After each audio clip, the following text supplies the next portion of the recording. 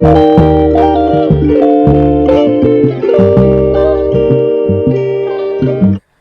Friends, welcome back to my YouTube channel. ಎಲ್ಲರೂ ಹೇಗಿದ್ದೀರಾ? ಎಲ್ಲ ಚೆನ್ನಾಗಿದ್ದೀರಾ? ನಾವು ಚೆನ್ನಾಗಿದ್ದೀವಿ.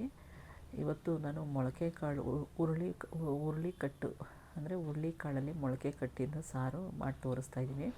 ಮನೆಯಲ್ಲೇ ಮೊಳಕೆ ಕಟ್ಟಿರೋದು ಇದು, ಅಂಗಡಿಯಿಂದ ತಂದಿರೋದಲ್ಲ. ಇದು ಮನೆಯಲ್ಲೇ ಮೊಳಕೆ ನೆನೆಸ್ಬಿಟ್ಟು ಮೊಳಕೆ ಕಟ್ಟಿರೋದು. ಬನ್ನಿ ಹೇಗೆ ಮಾಡೋದು ಅಂತ ನಾನು ತಿಳಿಸ್ಕೊಡ್ತೀನಿ, ನಮ್ಮ ಮನೇಲಿ ಹೇಗೆ ಮಾಡ್ತೀವಿ ಅಂತ. ನೋಡಿ, ನಾನಿಲ್ಲಿ 1 ಕಪ್ಪಷ್ಟು ಹುರುಳಿ ಕಾಳು ನೆನೆಸಿದ್ದು, ಅದು ಮೊಳಕೆ ಒಂದು 3 ದಿನಕ್ಕೆ ಇವತ್ತು ನೆನೆಸಿ ನಾಳೆ ನೈಟ್ ಕಟ್ಟಿದೆ. ನಾಳಿದ್ದು ಮೊಳಕೆ ಕಾಳು ಬಂದು ಅದಕ್ಕೆ ಏನೇನು ಬೇಕು ಅಂತ ತೋರಿಸ್ತೀನಿ. ಪುದೀನ ಸ್ವಲ್ಪ ಹಾಳಾಗಿತ್ತು, ಅವ್ರ ಮನೇಲಿ ಅದೇ ಇದ್ದದ್ದು. ಪುದೀನ, ಹಸಿಮೆಣಸಿಕಾಯಿ, ಸಬ್ಬಕ್ಕಿ ಸೊಪ್ಪು, ತೆಂಗಿನಕಾಯಿ, ಈರುಳ್ಳಿ, ಇನ್ನು ಮಸಾಲೆ ಟೊಮೊಟೊ, ಬೆಳ್ಳುಳ್ಳಿ ಎಲ್ಲ ಹಾಕ್ತೀನಿ, ಶುಂಠಿ ಎಲ್ಲ, ಚಕ್ಕೆ ಲವಂಗ ಎಲ್ಲ ಹಾಕ್ತೀನಿ. ನೋಡಿ, ಇವಾಗ ನಾನು ಒಂದು ಕಡಾಯಿ ಇಟ್ಟಿದ್ದೀನಿ. ಕಡಾಯಿ ಸ್ವಲ್ಪ ಬಿಸಿ ಆಗಲಿ. ಸ್ವಲ್ಪ ಆಯಿಲ್ ಹಾಕ್ಕೊಳ್ಳೋದು, ಮಸಾಲೆ ಹುರ್ಕೊಳ್ಳೋದಕ್ಕೆ. ಇದಕ್ಕೆ 2 ಈರುಳ್ಳಿನ ನಾನು ಉದ್ದ ಕಟ್ ಮಾಡಿ ಹಾಕಿದ್ದೀನಿ. ಈರುಳ್ಳಿ ಚೆನ್ನಾಗಿ ಸ್ವಲ್ಪ ಫ್ರೈ ಆಗಬೇಕು. ಹೊಸದಾಗಿ ನಮ್ಮ ಚಾನಲ್ ಯಾರಾದರೂ ನೋಡ್ತಾ ಇದ್ದಾರೆ ದಯವಿಟ್ಟು ಸಬ್ಸ್ಕ್ರೈಬ್ ಮಾಡ್ಕೊಳ್ಳಿ, ಬೆಲ್ಲೈಕನ್ ಪ್ರೆಸ್ ಮಾಡಿ. 1 ಗೆಡ್ಡೆ ಬೆಳ್ಳುಳ್ಳಿ ಹಾಕಿದ್ದೀನಿ.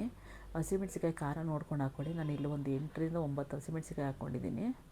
ಅವ್ರಿಗೆ ಸ್ವಲ್ಪ ಖಾರ ಎಕ್ಸ್ಟ್ರಾ ಬೇಕು, ಅದಕ್ಕೋಸ್ಕರ ಖಾರ ಎಕ್ಸ್ಟ್ರಾ ಹಾಕ್ಕೊಂಡಿದ್ದೀನಿ. ನಿಮ್ಗೇನಾದ್ರು ಜಾಸ್ತಿ ಆಯಿತು ಅಂದರೆ ಸ್ವಲ್ಪ ಕಡಿಮೆ ಮಾಡ್ಕೋಬೋದು. ಅಷ್ಟು ಹಾಕಿತ್ತು ಹಸಿಮೆಣಸಿಕಾಯಿ, ಅಷ್ಟೇನು ಖಾರ ಏನು ಇರಲಿಲ್ಲ. ಸ್ವಲ್ಪ ಚಕ್ಕೆ ಲವಂಗ ಹಾಕ್ಕೊಂಡಿದ್ದೀನಿ. ನಾವು ಯಾವುದೇ ಮಸಾಲೆ ಸಾಂಬಾರು ಮಾಡಿದ್ರೆ ನಾವು ಈ ಥರ ಹುರ್ಕೊಂಡೇ ಮಾಡೋದು.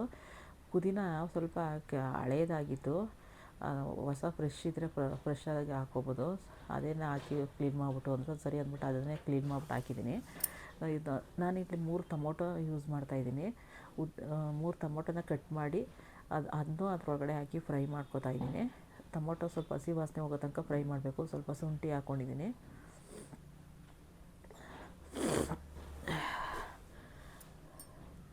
ಅದನ್ನು ಚೆನ್ನಾಗಿ ಫ್ರೈ ಆದಮೇಲೆ ಇದು ಮನೇಲೇ ಮಾಡಿಸಿರೋ ಧನಿಯಾ ಪೌಡ್ರು. ಇದು ಕಲ್ಲರ್ ಏನಕ್ಕೆ ಈ ಥರ ಐತೆ ಅಂದರೆ ಫ್ರೀಝರಲ್ಲಿ ಇಟ್ಟಿದ್ದು, ಅದಕ್ಕೆ ಕಲ್ಲರ್ ಆ ಥರ ಐತೆ. ಮನೆಯಲ್ಲೇ ಧನಿಯಾ ಪುಡಿ ಮಾಡಿಸಿ ಫ್ರೀಝರಲ್ಲಿ ಇಟ್ಕೊಬಿಡ್ತಾರೆ ಅವ್ರಿಗೆ, ಕೆಟ್ಟೋಗುತ್ತೆ ಅಂತ. ಅದಕ್ಕೆ ನಾನು ಒಂದು 3 ಸ್ಪೂನಷ್ಟು ಧನಿಯಾ ಪುಡಿ ಹಾಕ್ಕೊಂಡಿದ್ದೀನಿ.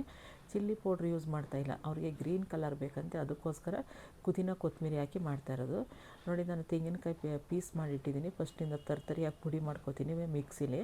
ಇವಾಗ ಇದನ್ನು ಫ್ರೈ ಮಾಡಿದ್ನಲ್ಲ, ಇದನ್ನು ಅದ್ರೊಳಗಡೆ ಸೇರಿಸ್ತೀನಿ. ಇವಾಗ ಮಿಕ್ಸಿಲಿಗೆ ನಾನು ರೆಡಿ ಮಾಡಿದೆ, ಖಾರ ರೆಡಿ ಮಾಡ್ಕೊಬಂದೆ. ಇವಾಗ ಕುಕ್ಕರ್ ಇಟ್ಟಿದ್ದೀನಿ. ಕುಕ್ಕರಿಗೆ ಸ್ವಲ್ಪ ಒಂದೇ ಒಂದು ಈರುಳ್ಳಿನ ಚಿಕ್ಕದಾಗಿ ಕಟ್ ಮಾಡಿ ಹಾಕಿದ್ದೀನಿ. ಸ್ವಲ್ಪ ಅದು ಫ್ರೈ ಆಗಲಿ. ಇವಾಗ ಕಾಳು ಹಾಕ್ತೀನಿ, ಮೊಳಕೆ ಕಾಳನ್ನ.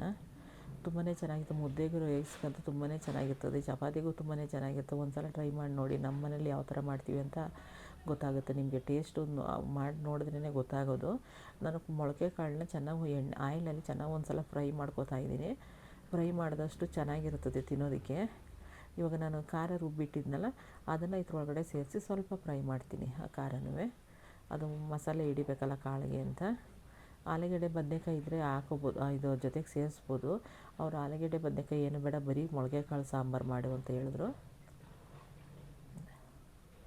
ಅದನ್ನು ಚೆನ್ನಾಗಿ ಫ್ರೈ ಮಾಡ್ತಾಯಿದ್ದೀನಿ, ಮಸಾಲೆ ಸ್ವಲ್ಪ ಹಸಿ ವಾಸನೆ ಹೋಗೋ ತನಕ.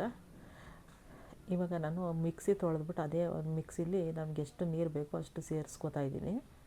ಈ ಟೈಮಲ್ಲಿ ಬೇಕಾದ್ರೆ ಆಲೂಗಡ್ಡೆ ಬದನೆಕಾಯಿ ಸೇರಿಸ್ಬಿಟ್ಟು ಅದನ್ನು ಒಂದು ವಿಸಲ್ ಕೂಗಿಸ್ಬೋದು. ಜಾಸ್ತಿ ಗಟ್ಟಿ ಇರಬಾರ್ದು ಸಾಂಬಾರು, ಸ್ವಲ್ಪ ತೆಳು ಇರಬೇಕು, ಯಾಕೆಂದರೆ ಮುದ್ದೆಗೆ ಅನ್ನಕ್ಕೆ ಎಲ್ಲ ಬೇಕಲ್ಲ, ಅದಕ್ಕೋಸ್ಕರ.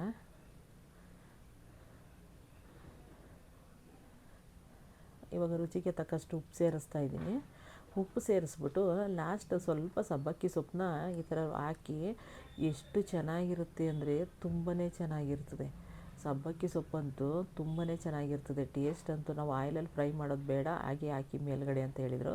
ಸುಮ್ಮನೆ ಟ್ರೈ ಮಾಡೋವಂತ ಸ್ವಲ್ಪ ಕಟ್ ಮಾಡಿ ಹಾಕಿದೆ. ಎಷ್ಟು ಚೆನ್ನಾಗಿತ್ತು ಅಂದರೆ, ಅದು ಕಪ್ಪು ಕಲರ್ ಬೀಳ್ತಲ್ಲ, ಅದು ಚಕ್ಕೆ, ಅದು ಏನೂ ಅಲ್ಲ, ಚಕ್ಕೆ. ಪಕ್ಕದಲ್ಲಿ ಚಕ್ಕೆ ಇಟ್ಟಿದೆ, ಅದ್ರ ಜೊತೆಗೆ ಬಂದಿದೆ ಅದು ಅಷ್ಟೇ, ಸೊಪ್ಪು ಜೊತೆಗೆ.